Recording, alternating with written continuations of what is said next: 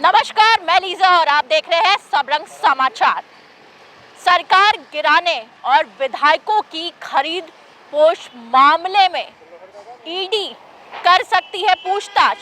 तीनों विधायकों से, इरफान अंसारी, नमन पिक्सल कोंगाड़ी और राजेश कच्छप से सूत्रों से मिली जानकारी के अनुसार आपको बता दूं कि जब विधायक अनूप सिंह ईडी को अपनी बातों को सामने रखा ईडी के सामने, तो उन्होंने बताया कि 10 करोड़ का ऑफर मिला था उन्हें। और साथ ही साथ आपको ये बता दूं कि आने वाले दिनों में ईडी की बड़ी कार्रवाई होती हुई नजर आ रही है। अब इसमें सत्ता के गलियारों में भी ये चर्चा का विषय बनता हुआ दिखाई पड़ रहा है।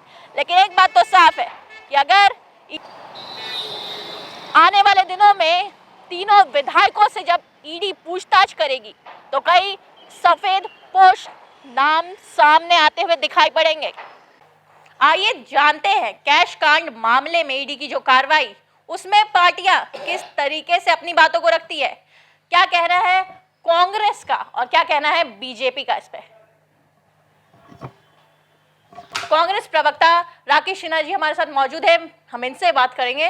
राकेश जी, जिस तरीके से ईडी की कार्रवाई चली और बेरमो विधायक को भी बुलाया गया था, अनूप सिंह जी गए, वहां से आने के क्रम में उन्होंने कई बातों को रखा, तो क्या लगता है अब आपके विधायकों से भी पूछताछ चलेगी? कांग्रेस के जो 3 विधायक कैश कांड मामले में शामिल थे, उनकी बात। देखिए, सबसे बड़ी बात यह है कि अनूप सिंह जी से पूछताछ इसलिए हुई कि वो कांग्रेस के विधायक थे। अगर वो भाजपा के विधायक होते तो ईडी उनको अपने दफ्तर नहीं बुलाती। आप देखें कि किस प्रकार 2014 से, जब से केंद्र में नरेंद्र मोदी की सरकार बनी, उस वक्त से ही विपक्ष के आवाज़ को दबाने का, डराने का एक प्रयास ईडी के मार्फत किया जाने लगा। और यह उसी का परिणाम है कि आप लगातार विपक्ष के नेताओं को ईडी ने अपने रडार पर लेकर के पूछताछ के जरिए उनकी आवाज़ को दबाने का एक प्रयास किया जा रहा है। तो क्या लगता है आपको कि कैश कांड मामले में जो 3 विधायक इरफान अंसारी, नमन पिक्सल कोंगाड़ी और राजेश कच्छप, तीनों जो पाए गए थे सम्मिलित, उसमें उनसे भी क्या ईडी पूछताछ करेगी? ये मेरा सवाल है। देखिए, ईडी तो अब किसी से भी कुछ पूछताछ कर सकती है। ईडी तो अगर सरकार के खिलाफ आप बोलो और सरकार अगर वो आपके आवाज़ को अगर जस्टिफाई नहीं करती है तो ईडी आपके दरवाजे पहुंच जाएगी। ईडी किससे पूछताछ करेगी, ये हमें लगता है कि ये ईडी के अधिकारियों को पता होगा, नहीं तो निशिकांत दुबे जी को पता होगा। क्योंकि ईडी का जो लगातार जो काम चल रहा है बिना साक्ष्य का, विपक्ष के नेताओं को बुला करके सम्मन भेज करके उनसे घंटों पूछताछ कर रही है। तीखा व्यंग यहाँ से दिखाई पड़ रहा है कि विपक्ष के जो नेता हैं उन्हें बुला करके ईडी कर रही है पूछताछ। अगर जो नेता है वो बीजेपी के होते, ये इनका कहना है, तो नहीं होती पूछताछ। अब ये ईडी की जो कार्रवाई है वो किस ओर करवट लेगी, ये देखने वाली बात है। वैसे अगर बात की जाए तो बेरमो विधायक अनूप सिंह से हुई थी पूछताछ और अनूप सिंह ने बाहर आकर के बयान भी दिया था। बयान में उन्होंने ये कहा था कि अब आगे और लोगों के हो सकते हैं नाम शामिल। बीजेपी इस पूरे मामले को किस तरीके से देखती है, इनसे जानते हैं। बीजेपी प्रवक्ता प्रदीप सिन्हा जी हमारे साथ मौजूद है, हम उनसे जानने की कोशिश करते हैं। जिस तरीके से कैश कांड मामले में 3 विधायक का नाम सामने आया, क्या लगता है अनूप सिंह से पूछताछ ईडी की चली है, उसके बाद उन विधायकों से भी पूछताछ दिखाई पड़ रही है? जहाँ तक प्रश्न है कि अनूप सिंह ने शिकायत करता है इस मामले में, थाने में उन्होंने FIR दर्ज कराई थी।